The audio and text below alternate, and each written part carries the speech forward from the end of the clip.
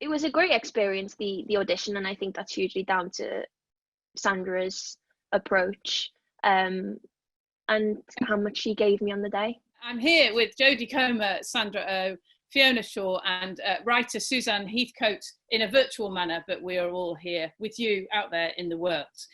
We've got about an hour to talk, and I'm going to include some questions that you've all sent in, so I'm going to crack on.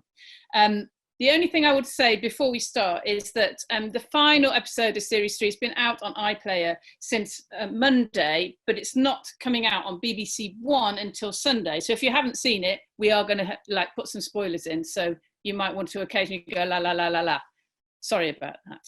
Okay. So I'm going to start. I'm going to start with Jodie. Jodie, I want you to rewind. We've had 3 series, all right? But I want you to rewind. Okay, rewind right back to the beginning. And it's just because we've spanned so much. I wanted you to see if you can remember what it was like pre-Villanelle, because we can't really remember. Can you remember? Can you remember doing the audition for Villanelle? And did you think you'd got it? Oh God, by no means thought I'd got it. Well, I had 2 auditions. I had my initial audition, which was on my own, and that was in a small office in London. And then I had a recall with Sandra, which was actually really wonderful. And I know we've spoke a lot about this, Sandra, but I flew to LA from a music festival. I got a phone call when I was at a music festival that I had a recall, so beers got put down very quickly. And I flew to LA to do my audition with Sandra, and I remember it was the huge scene from episode 5 of season 1 where they meet in Eve's house, and it was amazing. I remember I got there and Sandra had gotten all the props there. It was quite a physical scene. There was a lot of different elements to it, and it very much felt like a workshop in a way that we worked through the scenes and just played around with it and just kind of like bounced off each other. And I remember leaving and thinking I was very at peace with if I hadn't have gotten it.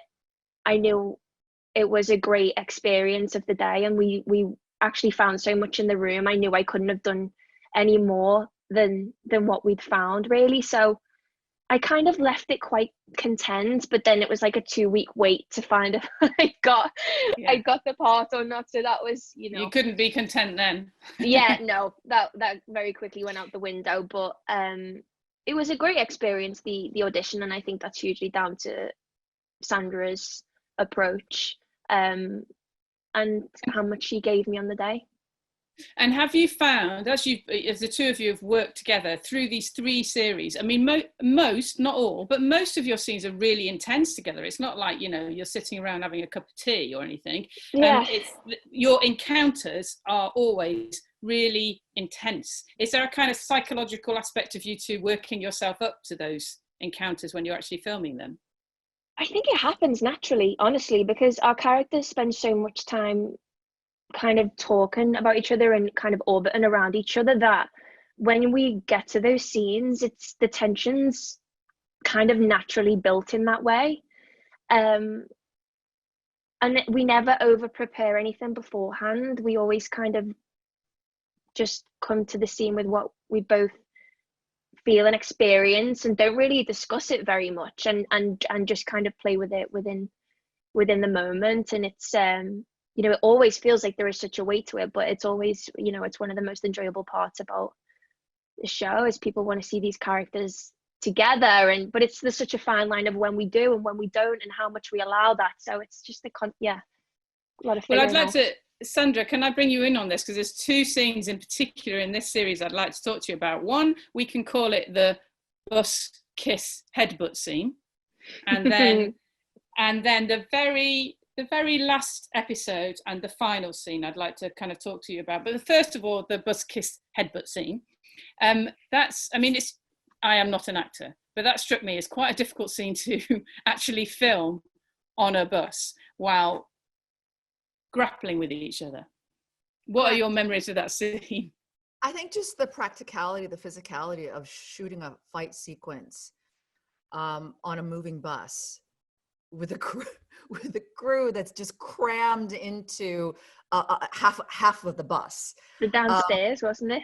Oh yeah. So They one, blacked out the windows. yes. So the entire, not the entire crew, a small group of the crew were all sitting downstairs. The monitor, the director, they're all there.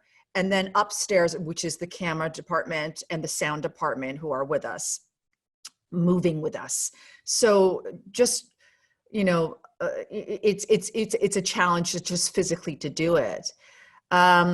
And I will also add that I felt, I don't know how Jodie felt about this. I have an idea, but like when we got that scene, when we got that episode and heard about it, it was like, it was a real thrill. I felt it was right in the pocket of what our relationship is and what the type of real Villanelle Eve scene is like, which it has its own energy and its own spontaneity. And I think that scene covers the gamut of what happens in their relationship from the beginning of, like, you know, Villanelle kind of very almost arrogantly coming onto the bus thinking like she has it all sussed out.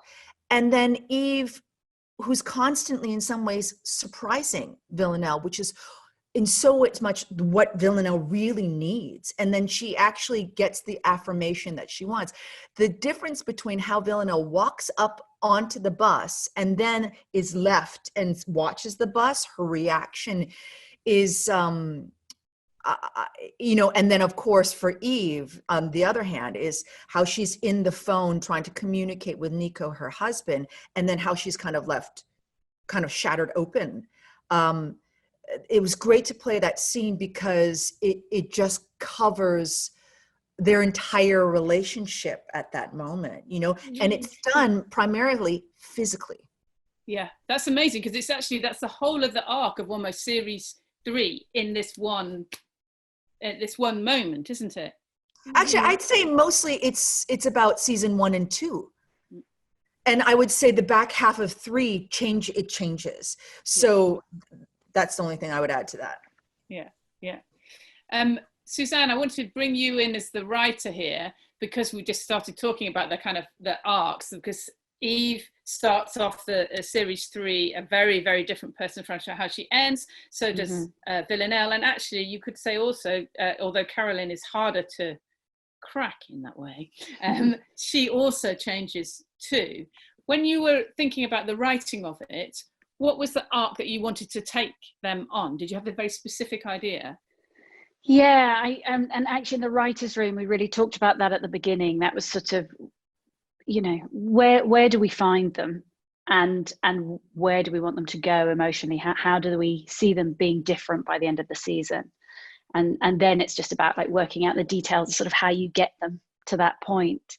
And really with Eve, you know, I felt that there'd been such enormous acts of violence, both done to her and by her in a short period of time, that we had to honor that, really. And, you know, that was one of the reasons I wanted a sort of time break between the end of season 2 and the beginning of season 3, because we just needed a minute for that to kind of, the consequence of that to really sit in. And so I felt with Eve, it was about, when Sandra and I discussed this actually at length, and it was really about, you know, there's almost a strength in the life she's chosen herself at the beginning. It doesn't materially look good. You know, on the surface, it looks like she's living in a dump and, you know, she's working in this restaurant and everything's fallen to pieces. But I felt there was a sort of defiance in that choice, which was really that the world and the people she loved were safer actually by her removing herself from it. And then obviously through Kenny's death, it like forces her back into the world. And by the end of the season, there's an acceptance. The fight has changed. Whereas previously, I think we've seen in the first 2 seasons, she's really fighting something within herself. And that's in part to do with the relationship with Villanelle. So it was for Eve, that was very much kind of the arc we felt. And then with Villanelle, it's almost that in reverse. You know, Villanelle, I think, is someone who really believes she's in control. It's about control. And Phoebe would often say that when we talked about Villanelle. She was like, it's all about control for Villanelle. And the reality that when working for the 12, and even actually when not working for the 12, even in season 2, you can be given the money and the material goods, but actually she's not fully in control of her life, and the realization of that. What does that mean? You know, it's a gilded cage she's in, and the realization of that, and sort of in that realization wanting to take ownership of who she is and where she's from, and kind of really be her own person in that sense, and what that means. You know, her value to everyone is that she can kill, but actually what's the, you know, who is she to herself? And then with Carolyn, obviously after Kenny's death, it really felt like with that character, again, she's a woman who is very much in control, and we've seen that side of her. And I felt that her investigating Kenny's death was a way of Carolyn really feeling like she was in control of the grief somehow. And if she could find out what happened, she was somehow, you know, controlling what had happened to her through that loss. And in that final moment, in that final scene, the realization that he won't come back, it's not going to resolve what she's going through, and the sort of inner conflict of that grief. So they were really kind of very broadly sort of the arcs that we saw for those 3 this season.